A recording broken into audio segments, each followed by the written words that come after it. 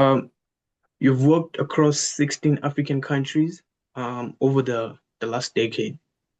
What early Mhm. experiences shaped how you think about building products for fragmented and high-risk markets? So take us back to the early or the origin of Wiza Jalakasi's career.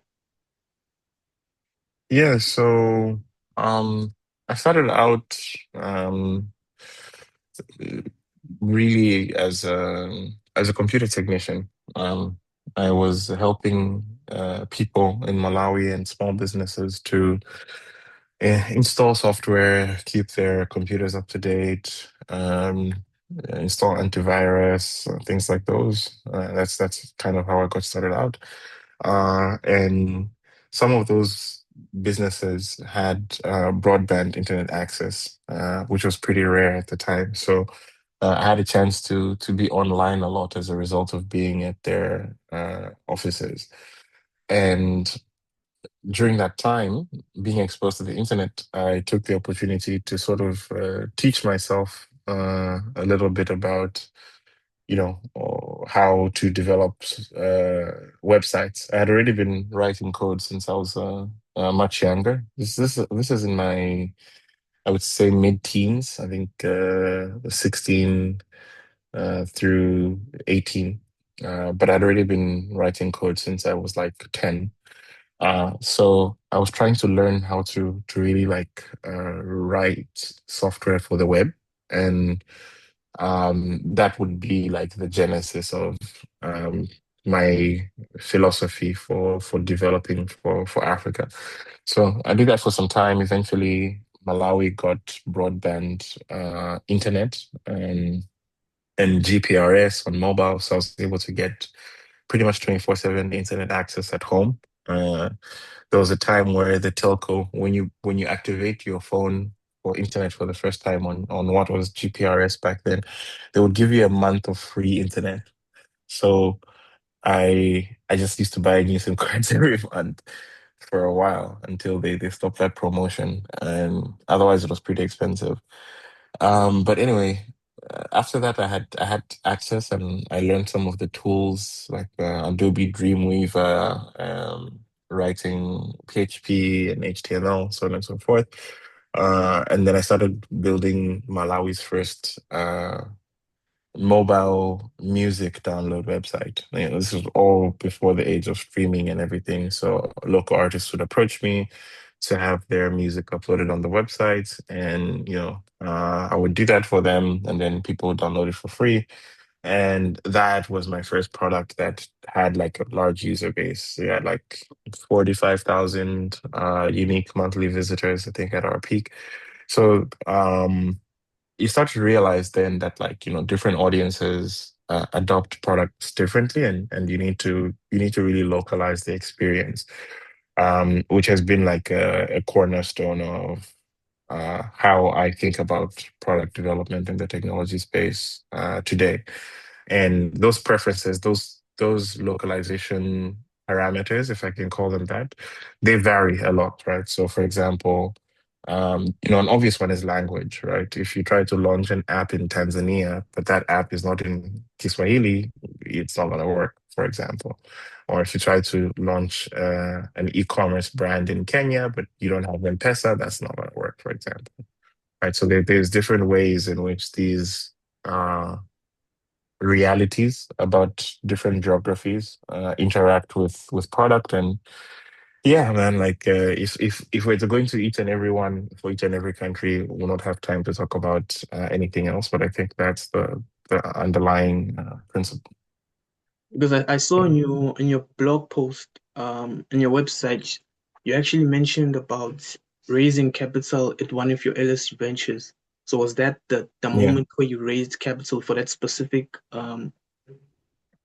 startup, or and for new entrepreneurs who actually want to get into the tech space, especially in this tech arena in this African continent, how can young individuals get mentorship, get experiences, get funding from these venture capital fund firms that are available in the African continent? Um, I think it's the easiest way is through like accelerator programs, and that's how we got funded. It was through the Savannah Funds Accelerator. So accelerator programs are essentially um, deliberate initiatives that have been set up typically by impact investors or classical investors who are looking to identify a cohort of businesses that they can help to quickly, fast track their progress, hence the word accelerator. And in South Africa, for example, there are quite a number. One that I've been familiar with and have worked with in the past is the I'm In Accelerator, which is at imin.business. It's predominantly targeting Black South African high growth tech startups. And like it's a 10-month accelerator program where they take you through various courses and they arrange different workshops. But most importantly, they do provide investment funding, which is of up to, I think, 2 million rand. Um, they I think this is by far the easiest way because the venture capital ecosystem in Africa is just not as mature as in some parts of the West, for example. So, you know, and we also don't have like generational wealth, many of us, right? So you often hear in Silicon Valley of like somebody starting a business because they got $100,000 loan from their grandmother. Langa, can you get $100,000 loan from your grandmother? You know what I mean?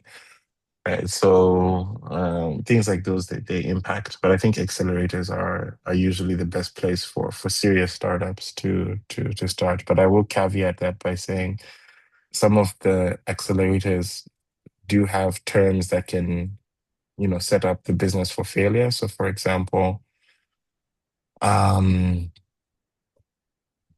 if an accelerator is going to give you like $50,000, but they want 30% of the company, like that's just setting you up for other investors um, to not find you attractive as a business. So it's important for founders to keep in mind the terms and conditions of the various funding avenues that they're considering. Moving from Africa's talking to cheaper cash, but let's first talk about Africa's talking, whereby you were using IPIs. I think you were in, I think the founders were Kenyans, if I'm not mistaken, and you got into the system where you were expected to expand the market or the company or scale the company in simpler terms. How did you Hmm. actually start beginning to build your team? Because there's a book called, The Lean Startup, which I was recently reading and I found it very interesting. And the founder of the book actually mentions this concept of management and how it's important to actually create or building, or actually the company to actually starts to be built or actually starts to be incorporated with systems, with teams, and using all these onograms and stuff to actually build the marketing, etc. But actually, how did you actually start to Hmm. work out the business and start scaling in the Africa's talking? And actually for people who are not who are new to this tech space, what is Africa's talking in simple terms to an individual who might want to actually learn how important it was for people who required those services at that time? Hmm. Um, I think timing played a really big role. The business was already successful in Kenya and Uganda and Rwanda, and there was already demand in the ecosystem. It was a time where a lot of services were being layered on top of the mobile phone, but not through apps traditionally. This was, through USSD codes and SMS, because I think internet penetration was nowhere near as high as it is now, and data costs were still pretty expensive.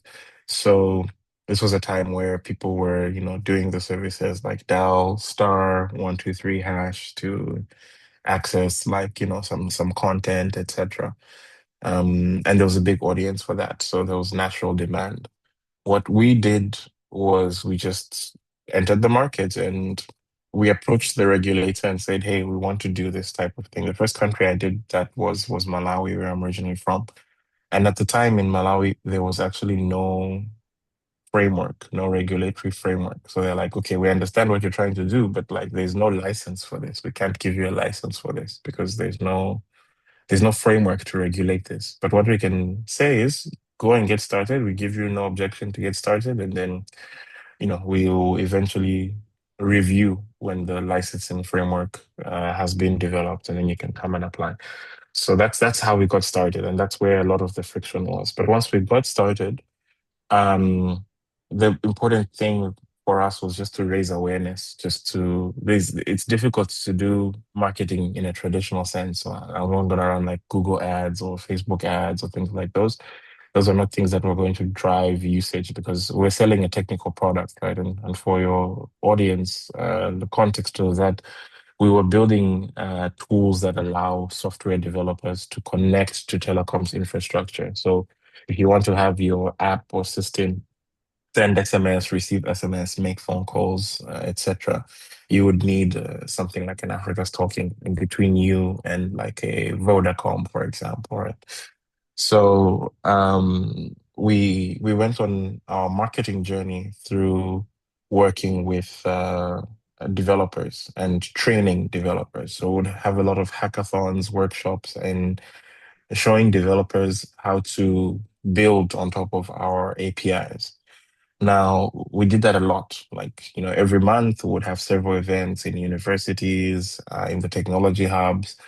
And it took a while, but I think after a year and a half, some of the developers that we trained, maybe in their final year of university, they now get employed at a company where, the boss has said, oh, we need to build a system whereby when an order is received, the customer gets an SMS, something like this person is obviously going to remember that, like, when you think, okay, so how do I make a system that does this? And oh yeah, I did the Africa Stockton training. I can just sign up. I know how to do it already. That was sort of like the sales funnel. And some of those developers went on to build very large applications that ended up being, some of our largest customers at the time. So I wouldn't say that there's like a generalized playbook for how to do expansion, but I do think that it's important to identify, who your primary stakeholders are, especially if you're in a regulated industry. How do you get around the regulation? And then how do you start to build a funnel, a sales funnel for, an industry which is like essentially brand new in that country? We were very fortunate on the timing and our strategy worked, but results will vary depending on what folks are trying to do. And then the what most everyone actually knows you of, Chipper Cash, which was, regarded as this unicorn, $1 billion valuation company, like, and you were the vice president of the firm. What was happening there, and just tell us the whole story overall. Yeah, so Chipper Cash is a service that allows people in different parts of the world to send money to each other very easily. So it started out as a remittance app. And it was started by a Ugandan and a Ghanaian people based in San Francisco, Ham Serunjoji and Majid Mujaled, really, really good guys who I worked with for quite a number of years. Essentially, they started out trying to solve for the sending money back home problem. And then they quickly pivoted to the sending money to each other problem in Africa because there still is a lot of friction right now when you're trying to be, say, you're sitting in Uganda, you're trying to send money to Ethiopia or to Sierra Leone. Like, there isn't a straightforward way to do that. And usually you have to change your money into dollars and then send dollars, and then somebody on the side receives the dollars and then changes to their local currency. So it's very expensive and inefficient. They had built a consumer-facing app that was doing this in a handful of East African markets. Now, I came across them, right? I came across Chipper Cash because Chipper Cash was using Africa's talking to send OTPs to their users when they were signing up, right? So again, going back to like the role that Africa's talking was playing was being an infrastructure layer for this critical connectivity. But because I'm seeing, how Chipper Cash is using Africa's talking, I can obviously learn a lot about how they're growing based on how much they're using Africa's talking. You get it? So I was then able to see that this thing is growing fast and it has potential. So I decided to check it out, and I wrote a little bit of a thread on Twitter about my experience using Chipper Cash, and then the founders, they got to see it and we started engaging. So, we had several conversations over, almost 18 months. And there was a time where I had decided that I was leaving the role that that I had been working in at the time at Harvard Developer Service. So um, we then engaged with the team at Chipper, and they mentioned that they were looking for somebody to come and build an API business within Chipper Cash to make a payments API business. And that was my experience at Africa's Talking. I built an API business. So I said, okay, let's try and get some stuff going. So we um I then joined them, and the product was not yet ready at the time, but they had already started to develop it. So it took a while, but we managed to develop it, and it was an API for collecting payments from Chipper customers. So if you're like a merchant, like say for example, you're like a Take-A-Lot, and you would have like a Pay with Chipper button on your website so that people who use Chipper can be able to pay very easily. This was the product that we were selling. And the global macroeconomic environment shifted significantly towards the end of 2021 to 2022, the end of the zero interest rates in the United States.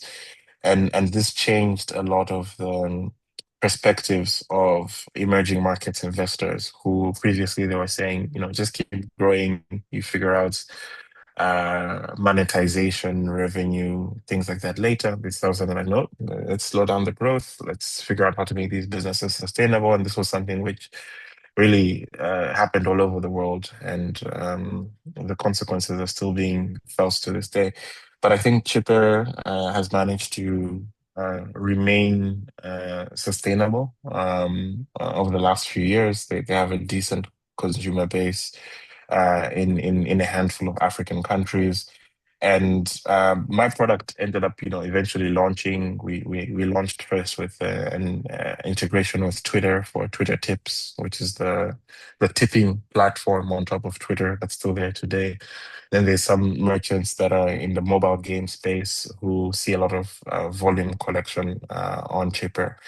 So yeah, I left the company in 2023, but things are I think they're still going quite okay, and I think it's still very early days for them, and they've evolved a lot. They've gone into crypto and stable coins, and there's quite a lot that they are working on. I left because I wanted to work on solving problems for the largest merchants in the world. So think of merchants like Uber or Meta or Amazon. They have very unique needs and problems. And Unfortunately, at cheaper, the product was not at the scale where I could be able to have compelling conversations with those types of merchants because they're not interested in hearing about solutions that help them reach, a small number of millions of users. They want solutions that reach hundreds of millions. They want solutions that reach 1 billion people, right? So, That's when um, you met Konstantin Sekov. yes, yes, yes, yes, yes, at Netflix. Like, how did Yeah. So, how did that interaction happen? Because for me, that conversation you had in your previous interview, it seems like he was a coach or somebody you could just have a phone call with, and he humbled that theory of just or that thesis mhm, that talked about cheaper cash trying to integrate with users of a monthly user base of not more than I think the maximum user baseline was 15 million user baseline that mhm. it was 50. Yeah. So, I think the point is, Netflix would not consider, at the time anyway, integrating a payment method that only covers, a handful of customers, and the number of customers, it varies on by country, by what the payment method is, and they were not going to consider integrating for a single payment method, especially integrating a provider directly for a single payment method. They were only going to consider working with an aggregator of payment methods who can give them that payment method, but also multiple others in multiple other geographies. So, it was never going to work to approach them directly. And I've now learned that this is the approach that almost every large global merchant takes. Imagine now if you're somebody like Amazon who sells in dozens of countries, right? Imagine now going to each country, integrating each and every provider one by one. It can't work. Like it can't work. You need to go to a company like an e-bank that already has 200 plus integrations in multiple countries, and sort of like work with them to figure out what you want to activate and so on and so forth. So, I'm always grateful to Constantine. We're still good friends to this day. He has since left Netflix and started his own payments business, actually, because of some of the friction that I'm sure he's seen there. And I think he's also doing quite well. But yeah, it was a eye-opening to have such a refreshing conversation from someone who I deeply respect, who worked at the type of company that I was trying to solve for, and to sort of hear from the horse's mouth, where the real pain points are, rather than going around in circles. Let's talk about license now. You mentioned regulations and the previous interview you mentioned a very great point about your time in Mauritius, sitting with Mhm, with the minister, right? When it became clear critical regulatory backing is for global payments. In a mhm, world where mhm, operational markets can cost millions in hours, how important is high-level government buy-in compared to superior technical integration? So I just wanted to know your understanding on policies and how it actually affects, these transactions on a daily basis. I think it's important to have both. And you need to have, obviously, you cannot operate in a regulated business without the right regulatory approvals. And I think if you look at the big success stories, even in South Africa, Yoko is a good example, right? If you look at the early days of Yoko, the first few years was just like developing the product and applying for licenses. They didn't just wake up and say, "Oh, because we've got the technology solution and we've got the hardware, then we're good to go." And the two work together, right? Because when you get a license, regulatory approval to do anything, it comes with conditions. It's not just, hey, here's your license, you're free to go.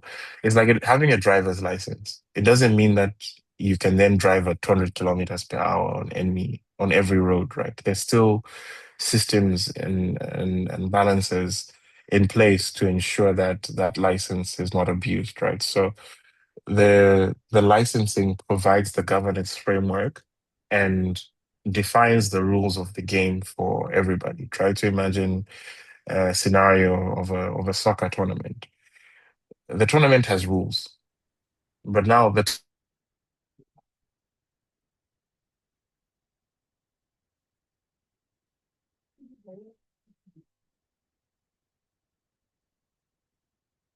uh, Cristiano Ronaldo or Messi in your technology, uh, obviously you're going to see a different level of performance than somebody who doesn't have, that caliber of player in the team, as it were. So I think those are Sorry, you got how cut back here. Can the you just we you got cut. I think when you were talking, I think you ah just yeah, you got cut. I don't know what happened. She got okay. cut. Okay, strange, but you didn't cut for me, so maybe it's gonna be in the recording. But I was saying that regulation defines the rules of the game, and then technology is sort of like your team or your players. So while everyone set of rules, having a big differentiator in the technology or the star players makes a difference in how well like your operation moves, right? So even though everyone is playing by the same rules, if you have somebody like like a Ronaldo or a Messi on your team, it's likely that you might see a higher degree of success than somebody who doesn't have those caliber of people on their team, and that's the role that technology plays. So that's how I would sum it up, and I think that's the most important thing to take away from that anecdote. From your critical vantage, working globally, where is African FinTech genuinely competitive and where is it still structurally disadvantaged? And in just closing off, where do you think in the next 10 years, we're looking at FinTech in the African continent? Are there still other opportunities for these new tech entrepreneurs in there? Because you see guys like who's this guy? Ryan Green, I think it's Aura, um, Hmm. the building a massive tech business, also crossing over to the US. So what's your perspective on and how do you think the markets and the global market is actually going to be moving in terms of this ecosystem, especially in the African continent? Like where is fintech going? Hmm. So I'll start with the first part. I think the African fintech does well at solving for market specific needs and giving people options, right? Like there's just so many different ways to pay that make sense for different groups of people. So I think that's like a very big strength to have payment methods that meet people where they are and how they want to pay. So we have a good structure in place for that, I think, across the continent. It's not perfect, there's still a lot of cash, but there's a lot more flexibility and options here than you might see in like Western markets, which are just like, oh, you just pay with card and cards work, but cards don't always work everywhere on the continent. And that has led to some interesting innovations, like local payment methods like Fauri. Even when cards work, they needed to be tweaked. Like you have the Verve card scheme in Nigeria, which is the largest card scheme. It's bigger than both Visa and MasterCard. And they produce a product which competes with Visa and MasterCard, and they've succeeded in winning the market because they tuned the card experience to the local expectations. Um, I think there's still a ton of opportunity on the credit and lending space. It's only in South Africa where you walk into like Ackermans and you want to buy like clothes and immediately they offer you lay-by. All you need to give them is your ID number. That doesn't happen pretty much anywhere else in sub-Saharan Africa. In places like Nigeria, you have to pay your rent a year up front because credit risk is too high. That like if we give this person this apartment, 3 months down the line, they might not be able to pay. So I think there's a massive opportunity to figure out credit at scale because there's hundreds of millions of people who have never owned any sort of like credit products, and they're getting into the work environment. They're starting to make money for the first time. They're going to need solutions like that. And I think there's going to be a group of people paying attention to that who end up being pretty commercially successful if they're able to execute well.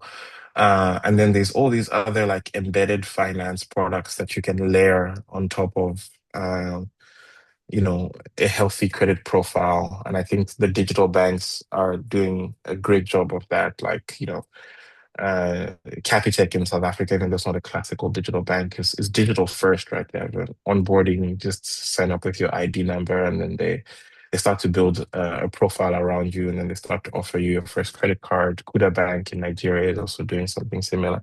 So I think there's a lot of foundational work that's being done right now, and it's extremely crucial.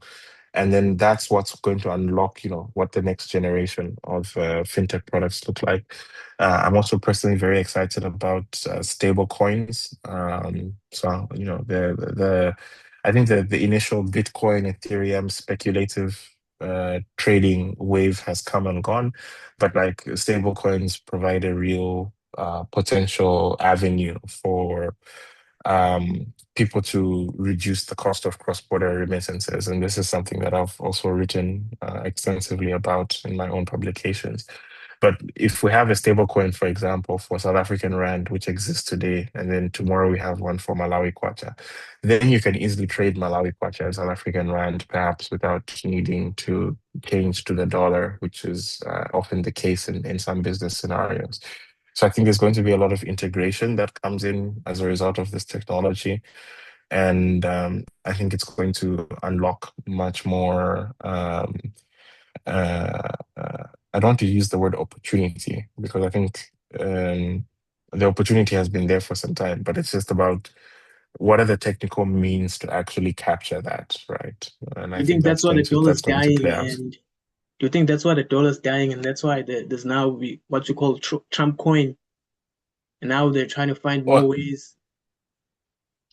Uh, I don't know that I would say that the dollar is dying, but I do think that people are trying to ensure that they have options in case they are not able to access the dollar, and that's a very real risk for a number of people and a number of countries. So these types of like other meme coins, etc., I don't think they have a lot of economic substance, but the underlying technology that's powering that can be used for other things as well. And I think that's what people need to be looking at. Thank you so much, Wiza. It's been great to have you on the platform.